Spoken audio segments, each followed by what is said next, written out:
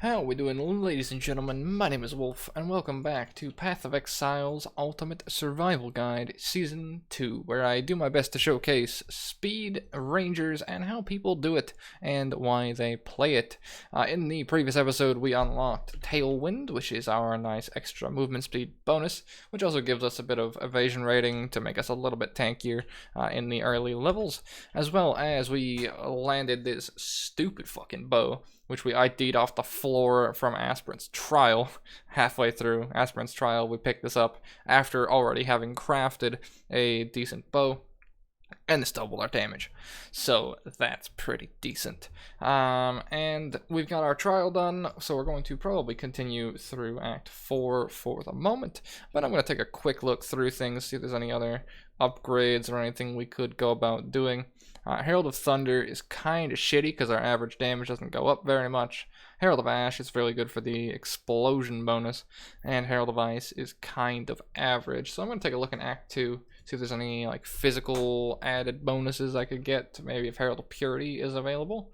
That gives added raw fizz to attacks. I'd rather take that, unless I can't equip it because I don't have enough intelligence. That's kind of a possibility as well, but I can show you a trick with that. Let's check the NPC here. What do we got? Herald of Ash, Herald of Thunder, Enduring Cry, Blood Rage, Arctic Armor, Desecrate, Cold Snap, Herald of Agony. It's not for fucking sale. I want to die. Well, that's kind of a pain. Point Blank, Culling Strike, Bloodlust. Okay, something that if you guys might want to have a laugh with. I'm pretty sure that Point Blank stacks with Point Blank in the skill tree. So if you want to have a real meme with Ranger, you grab that Point Blank support and you pick up Point Blank here in the skill tree. And provided you are at close range or using a close range skill on a boss or packs of enemies or whatever, I'm pretty sure those stack because there's a unique bow that has the exact same thing, and that stacks with Point Blank. Now I don't know if all three of them stack together, because if so, that's pretty fucking stupid. But I am pretty sure that both Point Blank support and Point Blank stack. If not, it's just the bow and I'm just fucking stupid. That's a possibility as well. Otherwise, is there anything else I really want to like bring with me or take right now?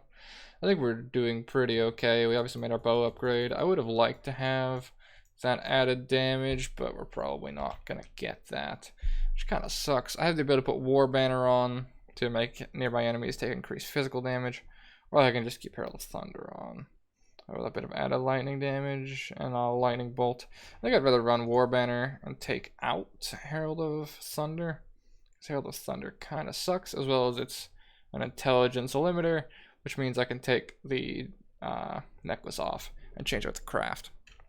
I believe I still need the strength though. Yeah, I do still need the strength.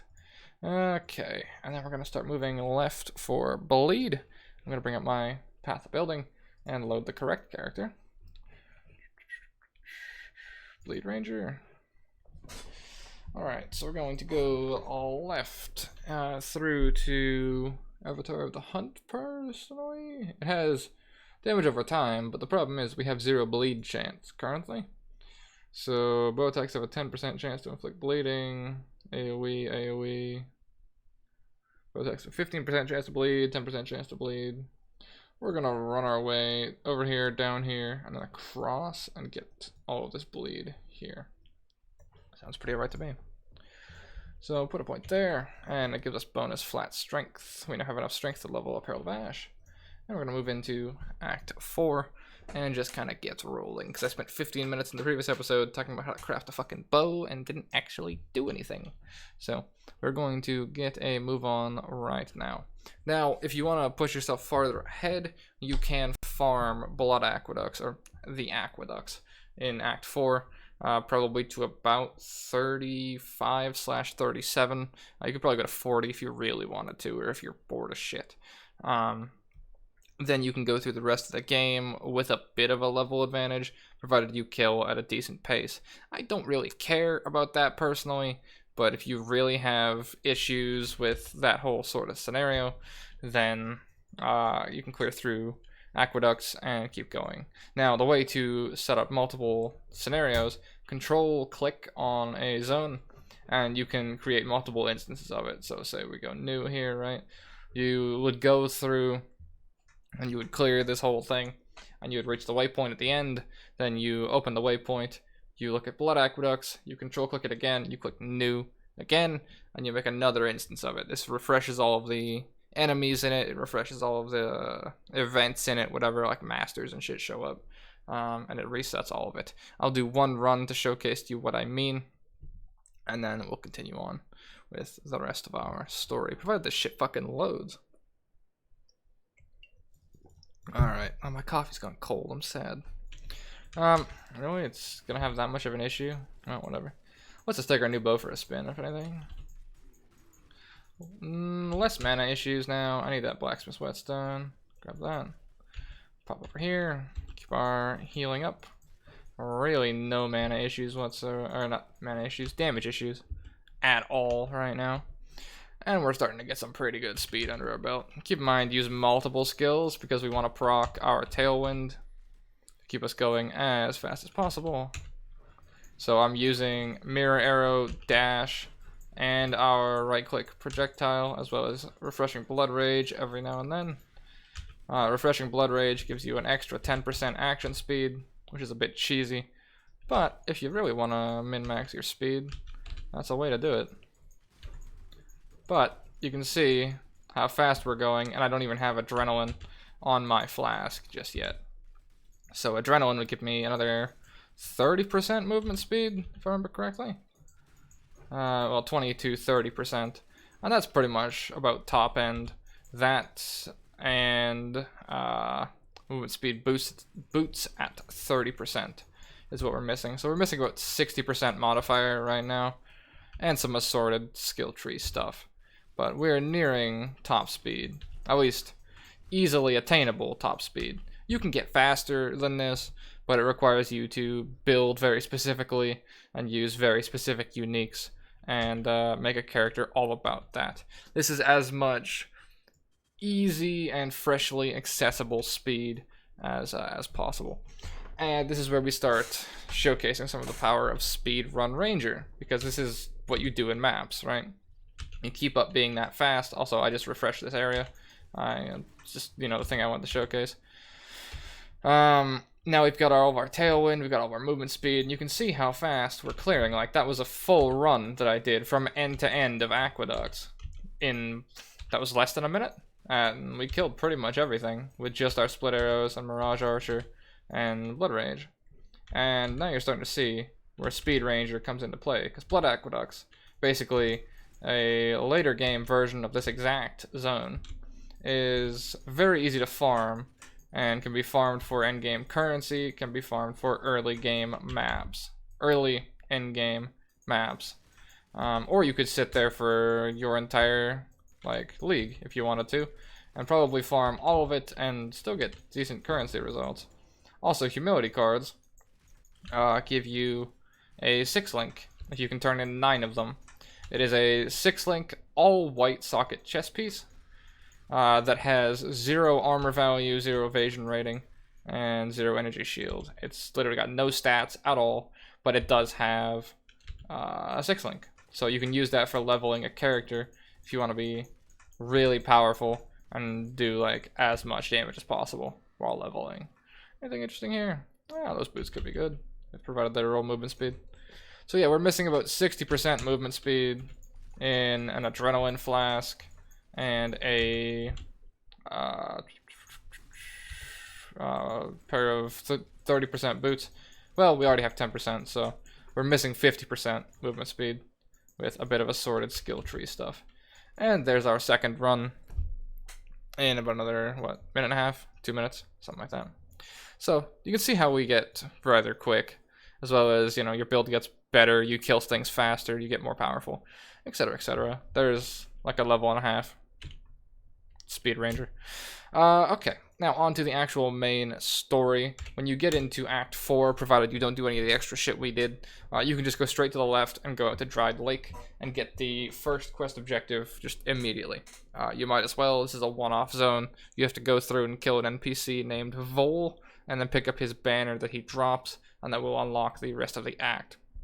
So just run straight in, straight to the left, and go to Dried Lake here, and just go and kill the boss before you do anything else.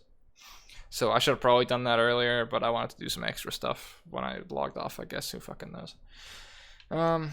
But yeah, so we'll see how things go. Now that we're getting into the later acts, don't really expect like an act an hour. I mean, possibly, but especially if I'm doing like half-hour episodes, it's probably not going to be an act an episode. But things to keep an eye out for. Obviously, we need Blacksmith's Whetstones to up our bow's raw physical damage, because I want to try and get it as high as possible.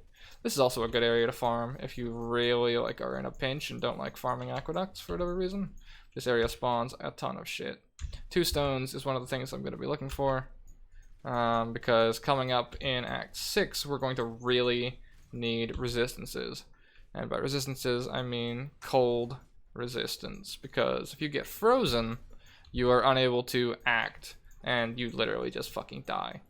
And in Act 6, you get nuked by cold damage pretty quickly. Fire damage is also a pretty big killer in that act, but we'll cover that when we get there. Also going to look for 4 links and any sort of upgrade that's really possible, any sort of thing that needs to be upgraded. A belt would be pretty decent as well. Either a leather belt or a physical belt. And obviously we're going to keep an eye out for any sort of unique, provided we're lucky enough. I could check Einhar. I might actually do that. That is one of the NPCs we dealt with earlier. Also, boss. You can see the bow putting in work. Like, don't really have any issue. Keep in mind we have a massively high powered physical bow, so imagine if I actually had bleed chance. The bleeds would be hitting like a freight train right now. Kite them out. Mechanics are a joke when you can run circles around your enemy. And portal scroll, and we're skedaddling out of here. I'm gonna check what Einhar has to offer very quickly. We're gonna essentially, you find Einhar in Act 2. We talked to him earlier. He will be in your town in Act 2. And provided you kill all of the beasts for him in whatever quest you encounter, you can talk to him and go to visit Menagerie. And this will allow you to, long story short, get free uniques. The reason I told you earlier to kill the red beast is the red beast is the harder one out of the ones that he spawns, and will give you a unique. So to showcase it, there's a bunch of different recipes, right? Now, these will be at whatever level and or item level you kill the enemy at. So this is a level 46 boss that will give me a random unique bow. This is a level 33 thing that will give me a unique flask. I don't know what flask it'll give me. It's randomized between like pretty much anything. Imagine I get a fucking dying sun. That's not gonna happen, but still. What was I trying to say? So make sure that you kill the red beast. All of the yellows are interchangeable. You see it says any rare creature. So that's basically as simple of an explanation as I can get, and that's really all it is. It's just free extra uniques. So make sure you kill the red ones if you really want uniques in solo self-found. So we're gonna just kill whatever pops up, and it spawns 3 random beasts that you've already killed, plus the one elite. So like I said previously, if you weren't able to kill whatever elite it was, or you killed it with the help of Einhar, maybe wait a few levels before doing this, because it's the exact same one that you fought out in the world. Then we'll see what we get. Immune to freeze, chill, curse, and stuns. Onslaught only lasts 2 seconds during flask effect. Okay, I'm gonna put that on my 3rd slot here. It's not really that great considering I normally would use this for onslaught. However, this is going to allow us to just snap out of CC. So that's going to be really good. If we're frozen, chilled, cursed, or stunned, I can just press 3 and it will break any of that. So that'll be pretty useful. Now I would kind of use this as an onslaught flask. I wish that reduced duration wasn't on there, but you have to make it not just like immune to all CC plus gain free onslaught for free. That would be a bit too good, but yeah, I mean, that's alright. You can also increase this duration, like the flask duration, if you take certain things in the skill tree or certain other items or that sort of thing. Okay, back to Highgate. We're gonna continue on. Check our items quickly. Trash, trash. Yeah. I could roll that, maybe. Dash, blink arrow, put that up there. No. I highly doubt I can hit movement speed, and I don't think I can hit anything higher than 10% right now anyway, so. Cold, we got cold lightning, fire cold. What's my resistances? Go to defenses tab. These are our resists at the moment. You can get up to 75% before it hits the cutoff point where no more is useful. This resists fire damage, cold damage, lightning damage. And these elements will fuck your day up. So make sure you get 75% as often as possible, and at any time past Act 6, you want to be at or above 75% across the board. That's not going to happen for me, because I'm playing a fast character who disregards resistances and kills everything first, but for endgame, make sure these are sorted, and if you're dying, check this panel first. Make sure these are all above 75, or you're going to have a bad time. You respectively lose resistances at Act 5 and Act 10, but I'll cover that when we get there. So for this scenario, we need cold, or I can go fire lightning and cap that. So that's fire cold, that's fire cold, that's cold lightning. So I want to put this cold lightning in place of this. Oh, it's got fire and lightning on it actually. Shit, that actually rolled really well. Okay. I'm going to just transmute these, see what I hit. 8% all res and physical 2 attacks. Fire cold, fire cold. This is just a flat upgrade then over that. If you want to really check your numbers, you click this. We can go to 39, 39, 29, or we can just, yeah, that's the better trade-off. Because this rolled 2 resistances on it, which is the main reason it's on currently. As well as this cold lightning one. I'd like to put it on, but I'm gonna need to probably alch that to have it stand up to this roll. So I can also get I can get resistance rolls on any piece of gear. So necklace is a pretty decent place to get it if you're looking for a bit of extra res. Just makes us a little bit tankier for right now. Click on the mines, and that'll take the banner out of your inventory, and we can continue onwards. Nothing really of note for the next little while. There is the start of Delve, which we're gonna deal with eventually. I'll showcase that later on, but if you see anything that says click to harvest sulfite, just click it. It stacks up. You can do it later. I'll explain it when we get there. In the second floor of the mines, there is a side quest to find something called Deshret's Spirit that gives you a skill point if you find the spirit. So go for a wander around in the second level of the mine to find that while you're there, instead of going back later and having to do extra stuff you don't want to do later on, because doing side quests sucks. You generally need to like just lock down and dedicate like, you know, an hour or 2 to just getting all the side quests that you missed, and that's not really that great in regards to playstyle and enjoyment, at least for me. I'm not a big fan of going back and doing shit I missed. So in this level 2, I'm gonna look around a little bit farther to see if I can find the spirit. Sometimes it's on the path, sometimes you have to go out of the way. But we're a fast character, so going out of the way isn't really an issue for us. So we're going to pop the strongbox, back off, detonate nearby corpses, sucks, grab that. That death bow is not going to stand up to what I fucking pulled off the floor, but still. I'm probably going to use the, that's trash, the alchemy orb that I just picked up on that 2 stone in an attempt to either make it better than my other ring or make it better than the new ring that I got. I'm going to check this other way because I have a feeling that the quest objective is going to be on this side. It will show up on the map when it is nearby. Alright, I'm actually wrong. But since we're excruciatingly fast and Tailwind scales off of skills we use, we can catch up pretty easily. And we can hop the location here, have a wander around, see if I get an exclamation mark anywhere. Anything? There we go. So there's our side quest we need to get. And we can kind of assume where it is and path to it. So just play the outside of most areas. And you can find your quest. This dude will fuck you up, be careful. He does a skill that I wish was actually in the game. He basically does Blessed Hammer. Grab that leather belt because it's flat life.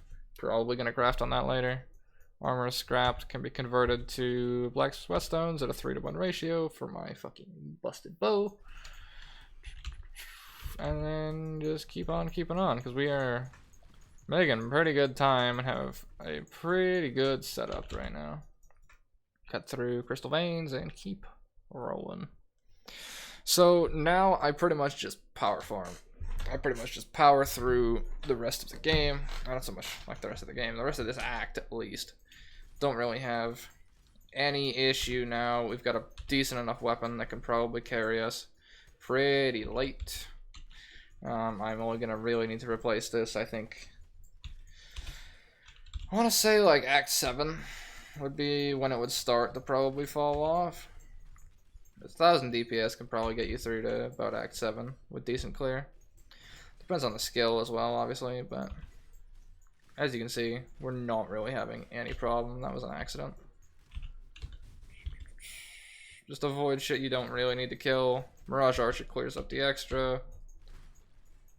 Because of the overkill damage from Herald of Ash, that's the explosions that's going off. Since we're hitting everything in a pack, everything's dying and overkilling at the same time, killing everything else that we're not hitting.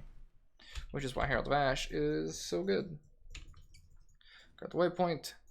And now we've got a split decision on where to go for which quest you want to do. Left side's harder, right side's easier, so I always go left first to just get the annoying part over with. And then the right side is pretty easy. The right side boss is actually kind of harder, even if you know what you're doing. Left side boss is like, you get one shot, it's bad RNG most times. But the entire like left side areas that you go through are a lot more of a pain in the ass and a lot longer. So it's easier to just get this done, like to start off. I put War Banner on. I put it in. I never fucking used it. Sick. I put War Banner up. That gives us increased accuracy and radiates a physical damage aura to anything around us to take more damage. It also builds stacks, and when I get to a boss, I can slam the banner down like that. And while I'm stood here, I get bonus damage. As well as when I slam the banner, I get a half second of adrenaline, which is a massive damage amp. It's a more damage multiplier, so it's really good for killing bosses. You stack it up on the way to the boss, drop it to the boss, and the boss dies. Alright, well, you kill it fast. Movement speed there. I need bleed chance. I can get 3% movement there and 6% there, just for reference if you wanted to get faster. Right now, though, I need bleed, so I'm going to cut across this way, get Deadly Draw for bleed, then go to Red Storm. And yeah. Alright, keep our Blood Rage up. Or Scouring, sure. We really aren't going to have any issues here, like, at all. I mean, did we get lucky? Yes. The previous bow was good as well. Obviously not this good, but still. It's Survival Guide, a series where I try my best to teach how to do very well with nothing, and it proceeds to give me the best thing possible. Par for the fucking course. Oh well. It's a good showcase of the build, if anything. Even though I'm not actually playing Puncture Ranger like I originally thought. But, like I said, that's the other half of the series, is adaptation. Realizing sometimes that different routes may be more optimal. Or maybe you start playing something and you transition it halfway through, realizing it would work better. Also, my phone has dinged twice in the past hour, and it is currently 8 in the morning. On a Monday off. It's currently Remembrance Day, if I remember correctly, if I have my holidays lined up. And the person who messaged me more than likely went to bed 4 hours ago, so that's a big yikes on my side, boss, considering he works tomorrow. But yeah, make sure we keep Blood Rage up, make sure we don't have mana problems as well. Obviously we have slight issues in mana. Fuck, he's popping off. We have slight issues in mana currently. That will be resolved relatively soon. I will show you where and how to resolve that in the skill tree in just a minute, because we're actually getting quite close to it. But I'm going to keep all the momentum going while I can. And just keep powering through with my tailwind stacks and speed stacks. Don't get clipped by all of those projectiles at once. It hurts, as you can see, with my health bar dropping. Obviously we have good AoE clear, so it's not really a problem. Don't really need to upgrade my flasks, although I could probably do with an upgrade on them eventually.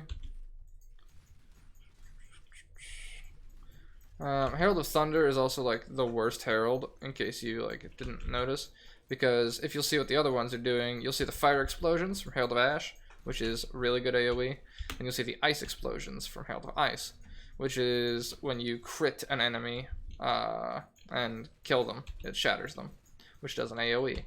So those two are the highest AoE clears, and that means Thunder is the most disposable, if you want to put on a different aura instead. So we're going to cut through to Combe Stronghold and keep rolling on. Herald of Purity is one of the other heralds that would be available and or useful for this build. It gives raw physical damage, and when you kill something, it spawns like some shitty minions that no one cares about. You use it for the raw physical, because we saw how powerful amping raw fizz just is. So, this node right here, Life and Mana Leech. 0.4% of attack damage leached as mana, 0.4% of attack damage leached as life.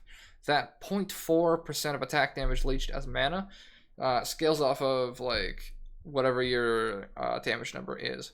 So in our case, we deal, let's say in this scenario, right, we deal 18k per hit. So we're leeching 0.4% of 18k, which comes down to 142 mana leech.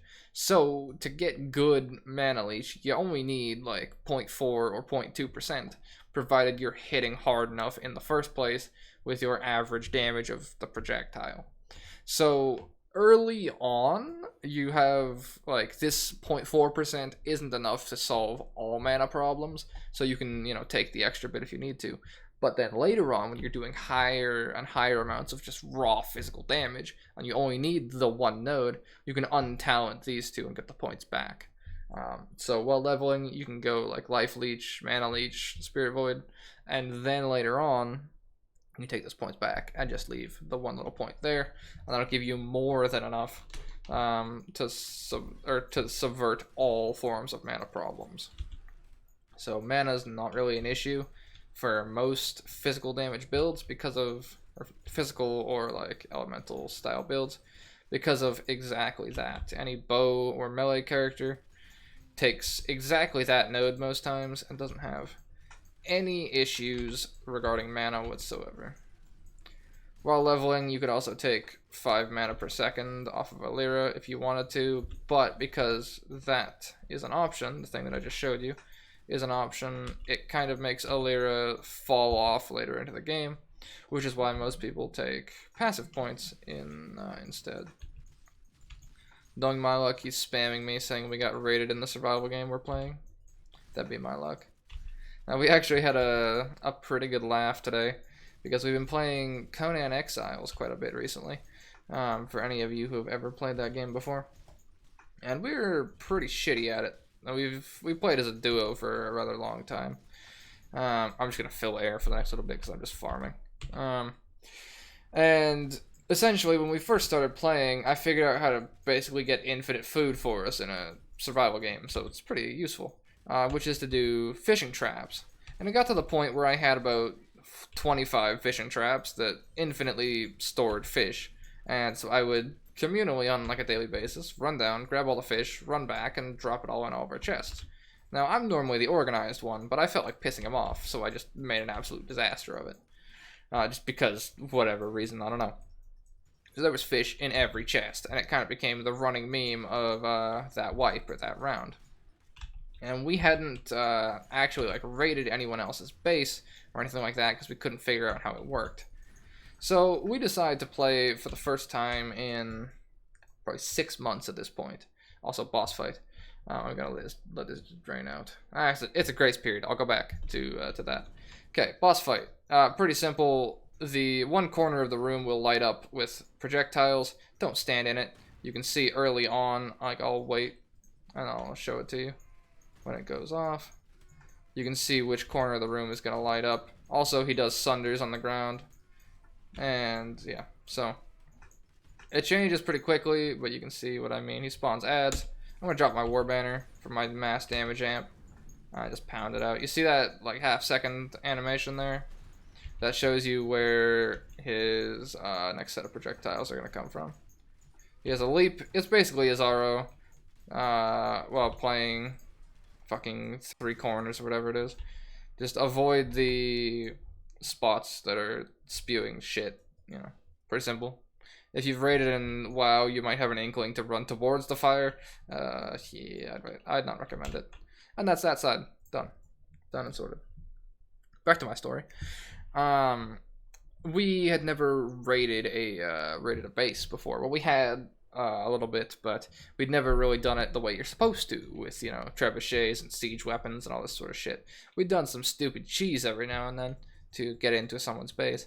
But we decided we were going to buckle down and figure it out and get things sorted. And so I log on, and he had been playing for a couple hours already, and we had 2 other people from our friend group join us. And so I log on, and I'm catching up, and I'm doing all these things. And it gets around to raid time, and he's like, alright, come on, let's go fucking raid. And we walk up to this little small, like, fucking base, and this man drops a trebuchet. Just out of his pocket, he drops a fucking giant trebuchet. And so we spend like a few minutes saluting r/trebuchet memes, and then you know, we wind it up. We spend all of our fucking material building boulders and all that sort of shit. And so we wind up and we're ready for the first shot of the trebuchet, and we fire it into this base that he said he had heard people moving around in. He thought he heard like thralls, which are AI components that you can like tame and shit. So he thought that from his knowledge it was going to be a good base with a shit ton of loot. We were going to get a pretty good haul out of it. And so he fires the first trebuchet shot. It hits the roof. Nothing breaks. A little anticlimactic to start. And so we're like, alright, well, that's kind of fine. It's whatever. He runs over to it with his building hammer and looks at its health. And it's 1 shot away from breaking. So it's like, okay, well, the trebuchet does pretty good damage. That's a pretty good start. And we're all hyped in anticipation of the loot we're going to get, right? We don't know what's going to be in other people's chests, and we're going to break their chests and see what's in it and take it for ourselves. Because the PvP server that we were playing on. And so he goes back, he loads in another boulder, and we wind it up. And, you know, fire 2. And the roof breaks. And we all sprint over, you know, excited to see what we're going to get. And lo and behold, inside the base is not 1, not 2, not 3, 4 fishing traps. And that's it.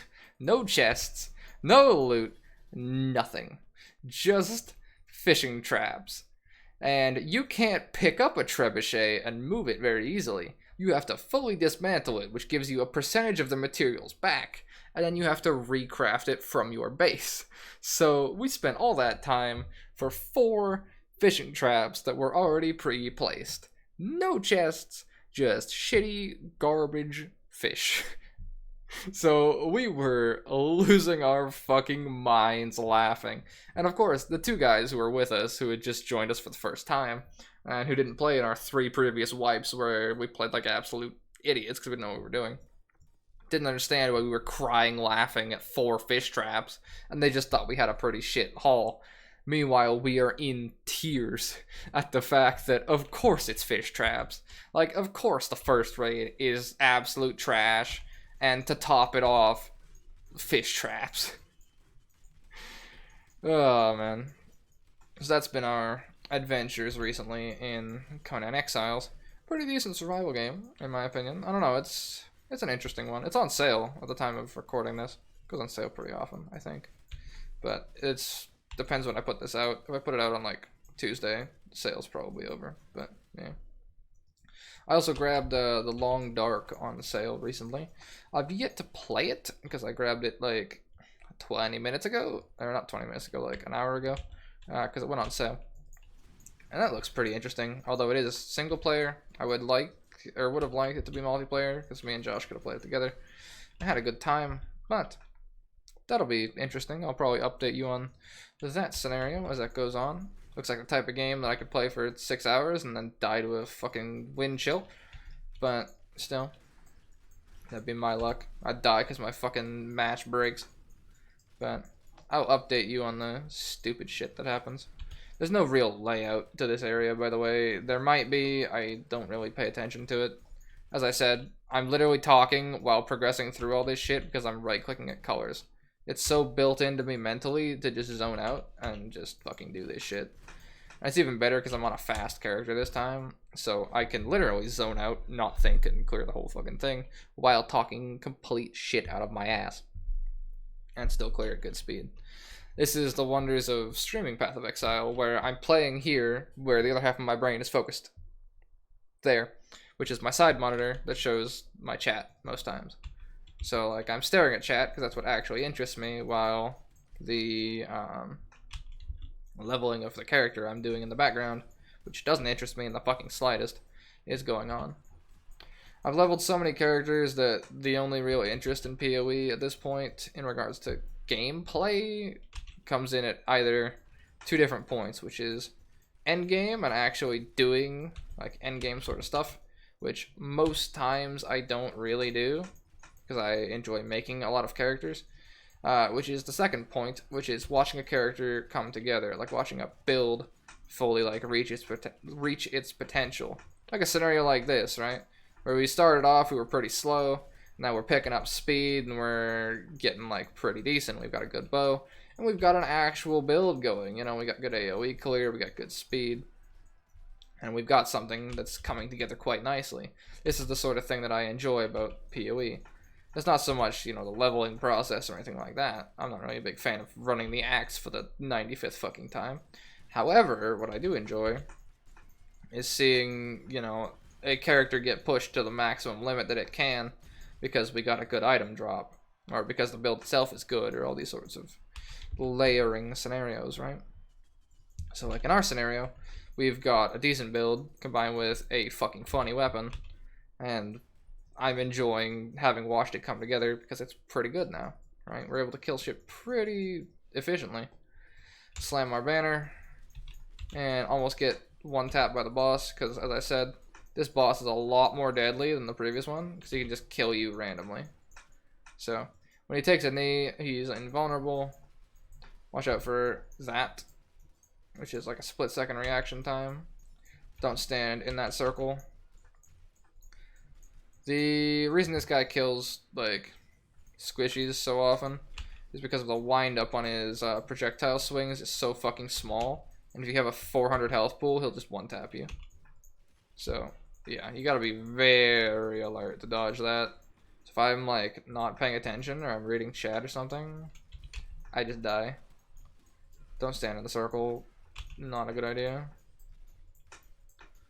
Right-click, step away, right-click, step away. Voila. Out of inventory space. Give me a second. Lol. Not gonna compare to what I landed. Not even close. And then we're going to head back straight through here, straight to Crystal Veins, and talk to our wonderful person here. And she's going to do some wonderful mumbo jumbo and create a giant hole with a laser beam because fucking reasons. And that is the first half of this act done, and in the next episode we're going to do the other half. However, we are going to turn this quest in because it gives us, if I remember correctly, some very good stuff. Greater multiple projectiles. Supported skills fire 4 additional projectiles. This is going to be going on our puncture to get, you fucking guessed it, projectiles. Increased area of effect is very good for AoE. Withering touch is good for chaos damage builds. Chain allows projectiles to bounce around. I haven't really messed with chain very much. I kind of want to make a full chain Deadeye combined with, you know, the chain node here or whatever it is for projectiles fucking chain. That could be fun. But I've yet to make something like that. I will eventually. Multi-strike, which is trash now, never forget. And then spell echo, which is a thing for spells. So we're gonna take greater multiple projectiles, and I'm gonna show you what that looks like just for a laugh before we run this shit out real quick. Let's head back, and just for an absolute laugh, let's see split arrow with its many projectiles combined with greater, shall we? So that's what it looks like right now. We're gonna put greater in place of onslaught. Yeah.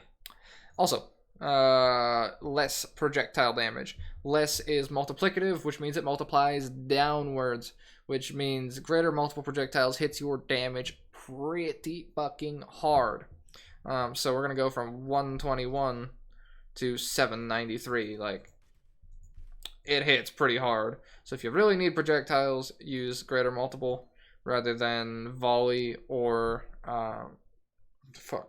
than volley and lesser, because for the extra little bit of a damage hit, the projectiles you get are bigger. You get bigger amounts and more of them, and as you level it up, the less projectile damage goes down and the additional projectiles goes up, I believe. Don't quote me on that, I haven't played enough Ranger. To my knowledge, that's how it goes. So in that sort of scenario, it'll go down to about, I want to say, below 30%, which is basically average volley, right? And you get the extra projectiles and adding projectiles.